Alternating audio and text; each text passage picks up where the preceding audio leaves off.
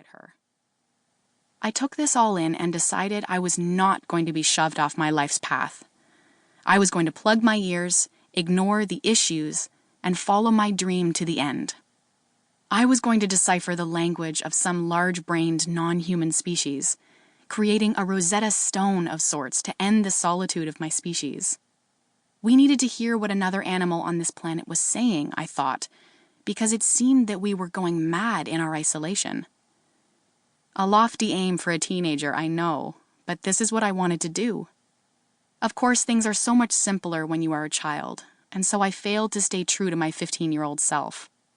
What I didn't realize back then was that if I ignored the impact humans were having on the animals I had chosen to study, I would end up studying their extinction. It gets even more complex. Scientists who go to learn about animals in the remote regions of our planet also meet indigenous people. While the peoples and cultures that evolved over thousands of years in one place are adapted to their home environment, the scientist is, in many ways, an introduced species. When I first arrived in the remote archipelago on the west coast of Canada, where I still live, to study whales, my chosen large-brained mammal, I didn't understand the land, the animals, or the people. I had no idea how to respond to storms or predators, or where to find food. I didn't immediately recognize the difference between the nomads of the planet, meaning people who moved generation after generation, and the people who spent thousands of years in one place. Over the years, I have encountered instances where my indigenous companions have heard and felt things I don't. Asking them questions didn't help. I was simply not adapted to the place and did not have the internal hardware to perceive some things.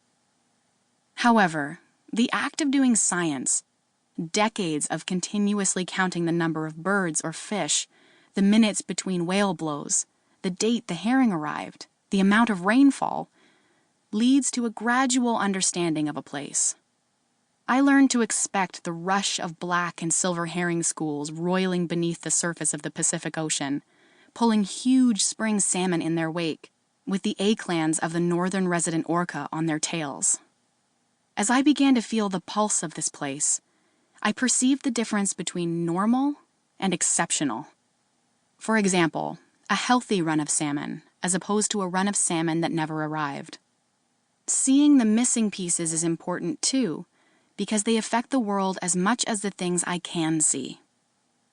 No scientist can spend 10,000 years becoming finely tuned to a place, but the constant counting, measuring, and weighing, then analyzing data to reveal the trends of life can bring scientists into alignment with indigenous viewpoints.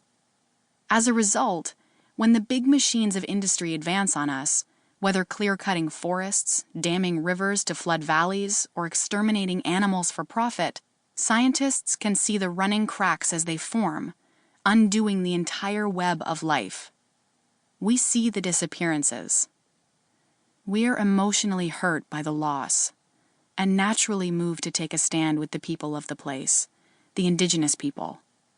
In all the books I read as a child, I didn't notice this alliance. But when I went back to them as an adult, I realized it was there.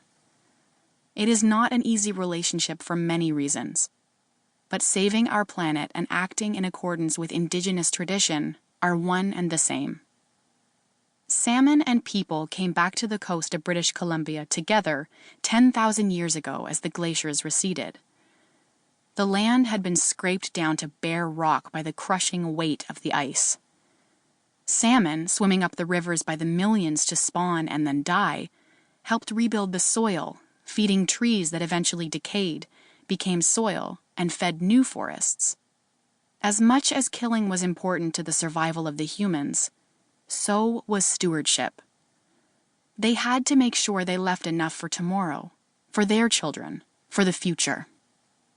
Alliances between scientists and the people of the land are forged because, in very different ways, we personally experience the changes. We feel the death of the land, and this urgency drives us.